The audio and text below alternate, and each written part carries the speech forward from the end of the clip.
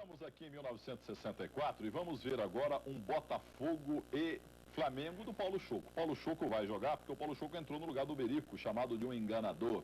Era badalado, mas não jogou nada o Berico e acabou entrando o Paulo Choco, o Paulo Alves, que veio de Goiás. Porque na penúltima rodada do Campeonato Carioca, quando tínhamos aí Flamengo e Botafogo, 4 técnicos poderiam ter sido, um deles, né, poderia ter sido o campeão. 4 candidatos ao título. O Flávio Costa, o Geninho, o Tim e o Plácido Monsores.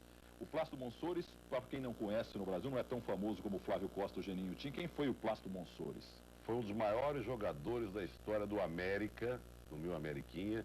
Tem um jogo histórico que ele quebrou o braço e acabou o jogo à la Beckenbauer, jogando com o braço engessado e ainda fez o gol da vitória. Plácido Monsores. Então vamos ver agora Flamengo e Botafogo em 1964. E nesse jogo, uma vitória do Flamengo daria a ele, Flamengo, o título de bicampeão carioca. Mas o Botafogo era a esperança do Fluminense e Bangu. Vocês vão ver o que deu nesse jogo aqui. A revelação, repito, era o Paulo Choco.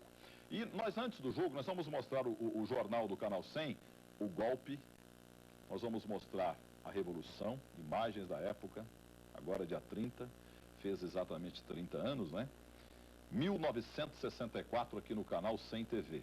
Na política, nos quartéis e na bola rolando também.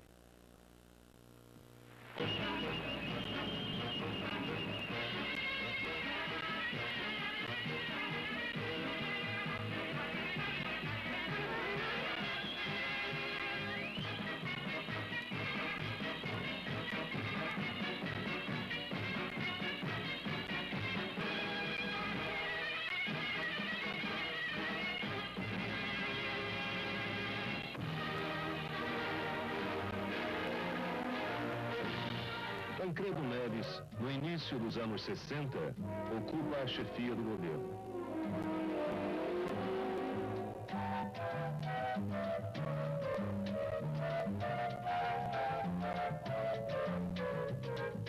Duas tendências polarizam as elites: o golpismo e o populismo. Constituinte e reforma agrária são reivindicações que apavoram e provocam reações. A crise domina o Estado populista e se derrama nas ruas.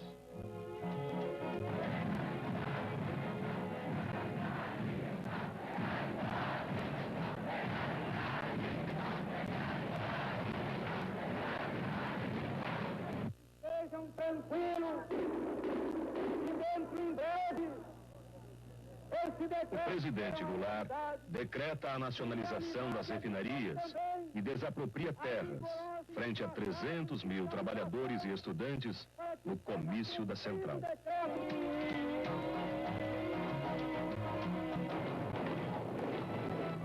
1º de abril de 64, claro. Golpe militar encontra a reação romântica de estudantes e líderes sindicais.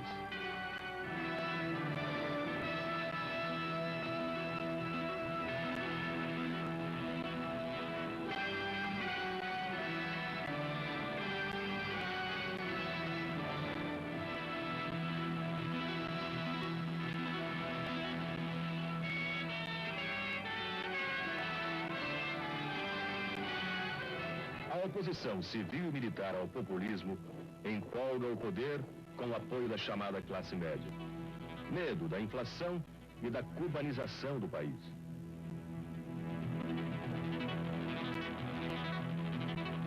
Mas a censura não consegue invadir a cabeça do cinegrafista que continua seu trabalho.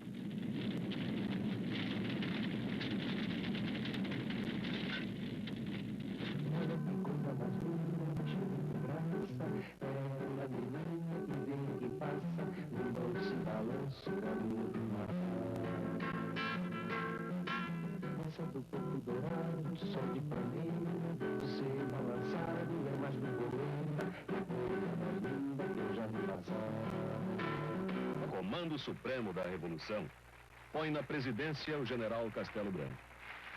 A classe média ainda apoia, mas as lideranças civis do golpe começavam a vislumbrar a longa noite do arbítrio. É tempo de que se nos deixe É tempo de que se nos permita, a mim candidato, a vós companheiros e líderes, preparar-nos para a batalha da vitória democrática, em vez de prepararmos-nos para as vãs retaliações.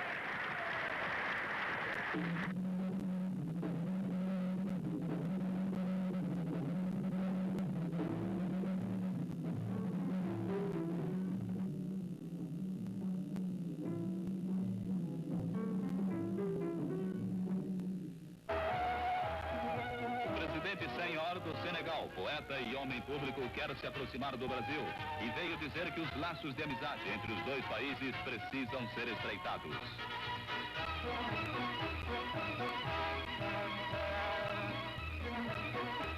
A visita do presidente da Alemanha Ocidental, Heinrich Lübke, outro marco no campo das relações internacionais do Brasil.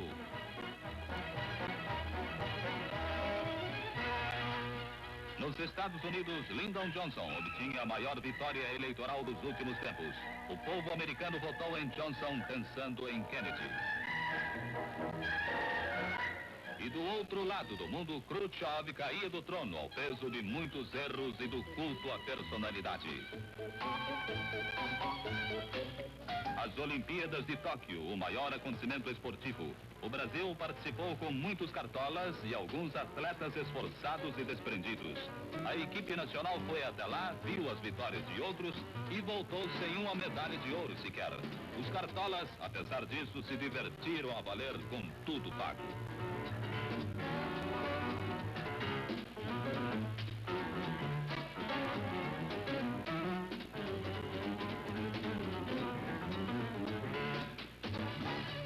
O futebol teve um ano dramático de guerra aberta dentro e fora dos campos, sem que felizmente houvesse vítimas a lamentar.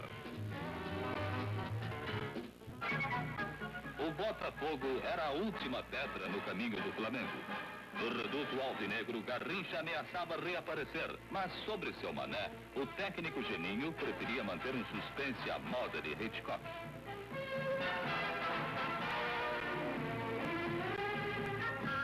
Na Gávea, o mesmo mistério. Carlos Alberto, a revelação rubro-negra, joga ou não joga. Mas de qualquer maneira, o ambiente era ótimo e os cobras estavam sendo cuidadosamente preparados para o bote final. E veio o dia T. 80% de rubro-negros, 20% o resto. Estava em jogo o bom humor carioca. A festa da vitória fora preparada e houve gente que recebeu convite antecipadamente. Os enigmas estavam decifrados, menos um, o da não inclusão de Ananias no time do Flamengo, porque mora em Bangu. Se morasse em Niterói, talvez o craque fosse escalado. Newton Santos fazia sua despedida em jogos do campeonato e recebia merecida homenagem. E agora o jogo, a hora em que o torcedor cai na realidade. Nesses 90 minutos prevalecerão o melhor preparo físico, a categoria e também a chance.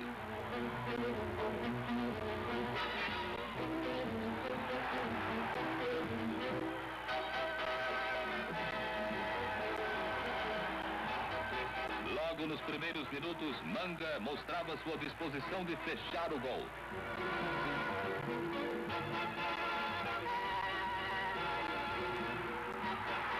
No arco do Flamengo, Marcial estava firme, como do outro lado o keeper botafoguense continuava exibindo suas qualidades de craque na difícil posição. Jairzinho, o desbravador de defesas, era todo ímpeto e teria que ser contido de qualquer maneira.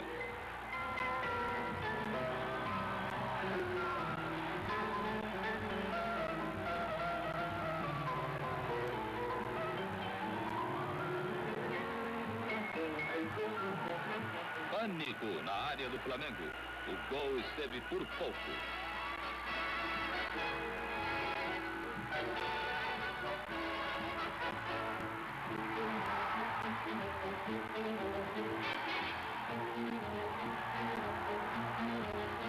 Zero a 0 no primeiro tempo. O empate classificava o Flamengo, mas o time sonhava com a vitória. parecia mesmo difícil.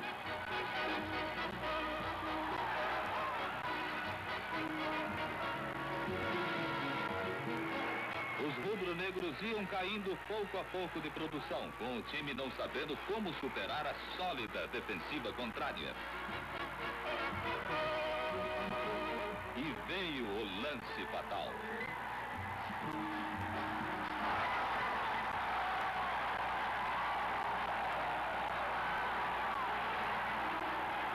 Os sonhos do Flamengo se desfaziam, mas ainda havia tempo. E o time se lançava desesperadamente em busca de pelo menos um empate que o colocasse ao lado do Fluminense e do Bangu. Ao terminar a partida, botafoguenses, tricolores e banguenses tomaram conta da festa que o Mengo havia preparado. Mas a cidade ficou triste, porque 80% de sua gente deixou de sorrir.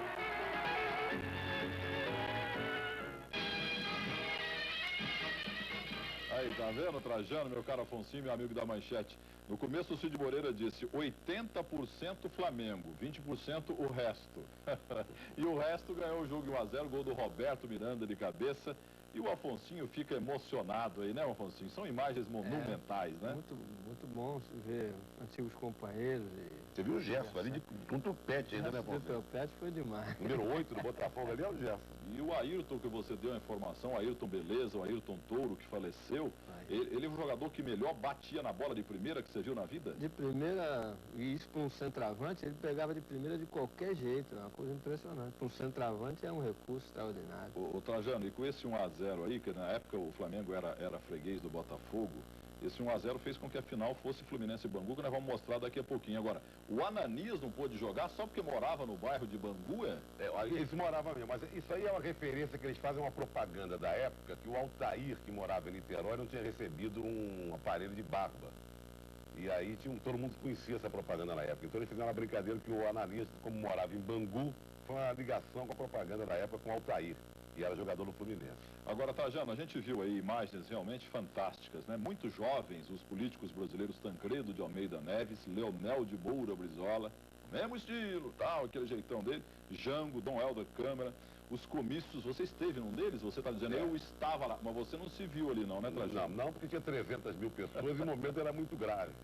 Ali em frente ao Ministério da Guerra e a Central. Foi o comício, famoso comício do Jango, foi um dia... todo mundo, aquela tensão reinava, né? Apareceu aí também, além do Brizola, do Tancredo, apareceu muito Lacerda. Aliás, foi interessante, o governador do Guanabara. Foi a primeira vez que no duro eu ouvi limpinho, assim, a voz dele, considerado o grande orador da política. Era um grande orador, né? Conhecido como Corvo. Né? O jornal Última Hora do Velho Samuel Vana chamava de o Corvo. Um dos líderes civis da Revolução, do golpe de 64, depois quebrou a cara, que se elegeu em 65 e acabou se dando mal. E nós vimos também o Chico Anísio, a Mamãe Dolores, a Isita do Nascimento e o Flecha Ribeiro. A Isita do Nascimento foi a Miss Renascença, né, Afonso? O Renascença era um clube lá no Rio que tinha umas mulatas fantásticas. Então, todo ano, o Renascença concorria com a mulata e chegava ali, pau a pau, ganhando os concursos de beleza do Rio de Janeiro. Ô Trajano, vimos o Vinícius de Moraes e vimos também uma mesa redonda, a mesa redonda Facite, que marcou época com o teu companheiro hoje na cultura, o Armando Nogueira. Era um garoto o Armando ali, viu? Então. O Armando, Zé Maria Escassa, Nelson Rodrigues e Luiz Mendes, gaúcho, que era o mestre de cerimônias na mesa. Todo domingo à noite, essa grande resenha esportiva Facite era um barato. Imagens fantásticas, inesquecíveis, muita informação dos nossos convidados que viveram aquela época, o jornalista José Trajano e o jogador Afonsinho, que vão contar mais histórias e teremos mais imagens na sequência, porque vamos decidir o Campeonato Carioca. Estamos mostrando a política, o quartel, a bola rolando em 1964, Rio de Janeiro, o Campeonato Carioca. A decisão daqui a pouquinho no canal 100 TV para você. Até já. Seguramente o Moisés deve estar. Você jogou contra essa dupla? Pô, eu costumo falar até pro pessoal assim, eu vim apanhando. Era do Bom Sucesso, era Paulo Lumumba, Moisés, René, os três juntos. Depois do René e Moisés jogaram no Vasco. Eu acho que foi a dupla que batia mais. Desde o apanhei desse pessoal, e agora quando eu vou jogar uma pelada aqui enquanto esse cara, eu falo, não dá mais. Aliás, eu fui dirigir um time lá e estava no elenco o filho do Lumumba, que joga lá no... E batendo no a Rio, né? doidade. Nossa Lumumbinha. Senhora, aprendeu? Aprendeu com o pai. Fez a escola. Eu falei, pô, já agora vem você, mais um. Assim Vem do eu não- berço, né? Assim eu não aguento. Vamos escalar então aqui o Flamengo, que perdeu esse jogo de 1 a 0 para o Botafogo. Marcial Murilo de Tão Joubert e Paulo Henrique, portanto saiu o Ananis, que morava em Bangu. Carlinhos e Nelsinho. Amauri, um ponto aqui de São Paulo, jogou em Piracicaba, no Santos. Ayrton, Paulo Choco, Paulo Alves e o Oswaldo Ponte Aérea. Mas vamos à decisão agora. Decisão do Campeonato Carioca de 64, melhor de 3 pontos. Aliás, temos 2 jogos, Fluminense e Bangu, hein? 2 jogos para vocês, vamos ver.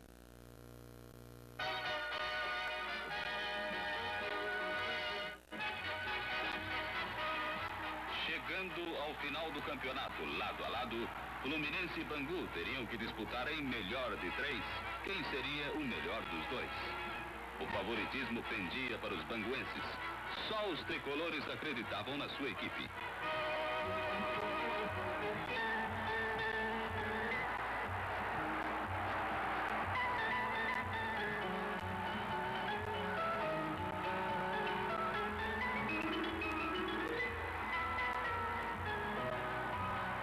Desde o início, previa-se uma partida disputada palmo a palmo, em que os dois quadros iam dar tudo pela vitória.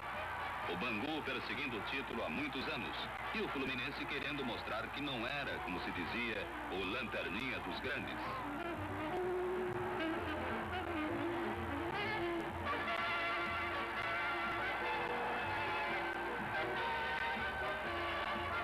Os tricolores passaram a jogar o fino, como há muito não faziam. O time estava uma brasa, sempre perto do gol.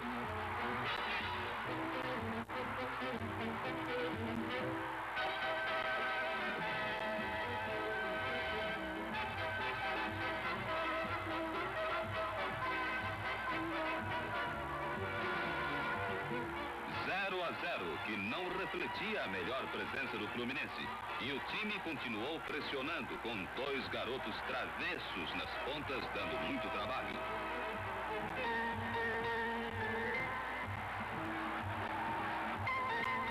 Em perfeita forma, invulnerável, o veterano Castilho. E o Flu estava seguro, confiante, irresistível.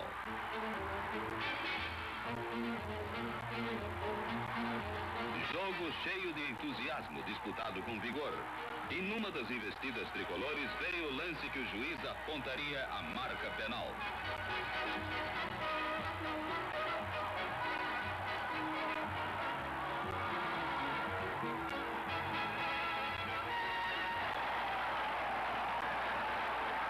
Era o gol que dava vantagem mínima ao Fluminense, vantagem que não exprimia sua superioridade muito maior. Mas era a vitória que interessava. E a sorte do campeonato poderia se decidir na segunda partida. A grande decisão teria um novo e emocionante capítulo. Talvez o último.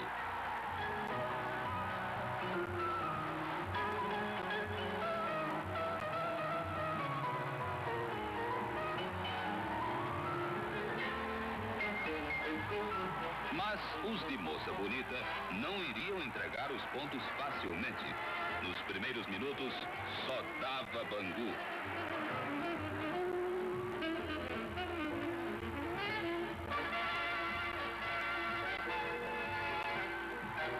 O craque do campeonato, Parada, queria justificar sua eleição, exibindo o grande futebol que possui, para contê-lo só no peito. O próprio Parada bate as faltas. O Bangu afirmaria no placar sua supremacia de 45 minutos.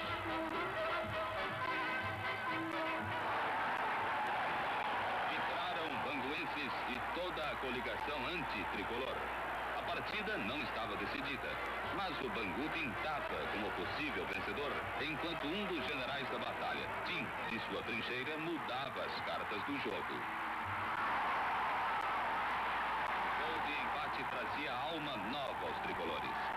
A segunda etapa mal se iniciara e o time poderia rearticular-se para chegar a tão almejada vitória que a equipe suburbana queria evitar a todo custo.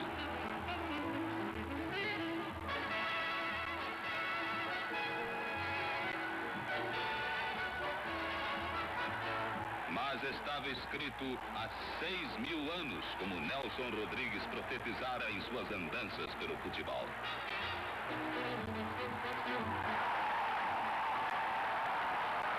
Quando entrou o segundo gol, a massa tricolor já gritava o nome do campeão pó de arroz, mas havia muito jogo pela frente. O Bangu poderia mudar de novo o curso dos acontecimentos.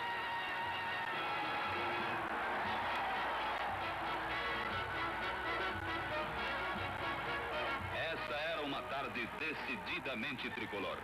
O 11 das Laranjeiras passou a mandar em campo, envolvendo o adversário irresistivelmente e acabando com a vaidade de moça bonita. E veio o golpe fatal.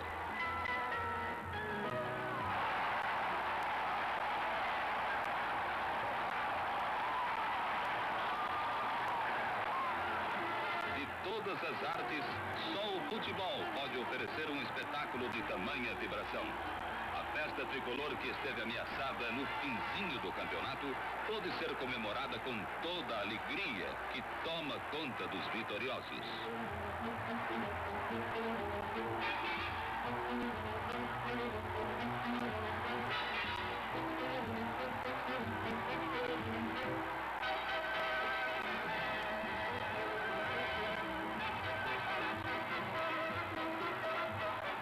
Mais uma vez, Nelson Rodrigues. Que coisa doce e que coisa linda. O tricolor doente vaticinara a vitória do seu time, dizendo que ela fora escrita há 6.000 anos para ser comemorada em 1964.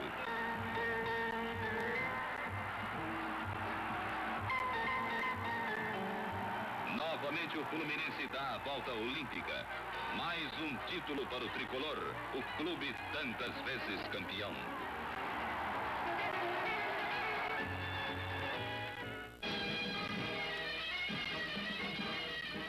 Elba de Pádua Lima, El Peon, era técnico do Bangu, foi pro Fluminense e tira o título do Bangu. 1-0 para o Fluminense, 3-1 para o Fluminense. Os dois pontas arrebentaram nesse jogo aí, Jorginho à direita, Justo Nunes na esquerda. Aliás, Trajano, o Tim lançou os dois meninos exatamente em 64, né? É verdade. O que mais me emocionou vendo essas imagens aí, exatamente foi a imagem do Elba de Pádua Lima, que foi um grande amigo meu. Eu fui companheiro do Tim até o final da vida dele lá em Rio das Ostras. Fiquei muito emocionado vendo o Tim vitorioso. Ele tinha que saído do Bangu, tinha feito um esquema diferente do Bangu, que era o Paulo Bó. Os dois pontas cruzavam assim e o Parada lançava os dois pontas que corriam, né? Lembra disso, Afonso? Revolucionou muito o futebol brasileiro, essa maneira de jogar do Bangu. Ele saiu do Bangu para o Paulo Borges ganhou um destaque grande. Graças a esse sistema. E outra emoção que eu não podia deixar passar aqui é o seguinte: essa música aí do Canal 100 é de um amigo que eu não vejo há muitos anos, não sei se está vivo, que é o pernambucano Luiz Bandeira, que foi crooner do conjunto de Djalma Ferreira, da Boate Drinks lá no Leme. Fui muito amigo do Luiz Bandeira e é o autor dessa famosa música do Canal 100. Ô Trajano, essa música, eu tenho dito aqui, o programa Canal 100 TV tomando conta no Brasil, todo mundo realmente fica, o pessoal fica emocionado em rever tudo isso, essas imagens lindas, jogos históricos no futebol, o dia a dia do Brasil nos anos 60, no aspecto político também. Mas eu tenho dito o seguinte: esta música, que tanto é apresentada aqui diariamente, né, às 8h25 e também aos domingos, esta música é o hino do futebol do Brasil. Vou repetir, Trajano, esta música do Canal 100 é o hino do futebol brasileiro. Só que o Luiz Bandeira não ganhou nada com isso. Luiz Bandeira, todo mundo sabia a música, mas ninguém sabia que era do Luiz Bandeira. Então, estou querendo fazer justiça aqui, anos depois, ao grande compositor, o Luiz Bandeira. Nelson Rodrigues, que coisa linda, que coisa doce. Estava escrito há 6.000 anos que o Fluminense venceria o Bangu 2 vezes. O Bangu melhor, a tradição do Fluminense é essa, né? Foi a campeão brasileiro até com o Mickey. Então, Fluminense com um time não badalado, ganha 2 vezes do Bangu e era o campeão carioca de 64. Jogou o Fluminense do técnico Tim com Castilho, Carlos Alberto, Procópio, Valdez e Altair. Odair e Denilson, gigante de ébano. E no ataque, Jorginho Amoroso, Joaquinzinho e Gilson Nunes. E o grande favorito Bangu acabou perdendo com o Birajara, Fidelis, Mário Tito, Paulo e Nilton Santos. Não confundir, é claro, com outro Nilton Santos. Ocimar e Roberto Pinto, Paulo Borges, Bianchini, Parada e o Cabralzinho na ponta esquerda. Deslocado na ponta esquerda. Tá vendo? Porque o ponto esquerda depois consagrado ali foi exatamente o Aladim, né? O Aladim. Então.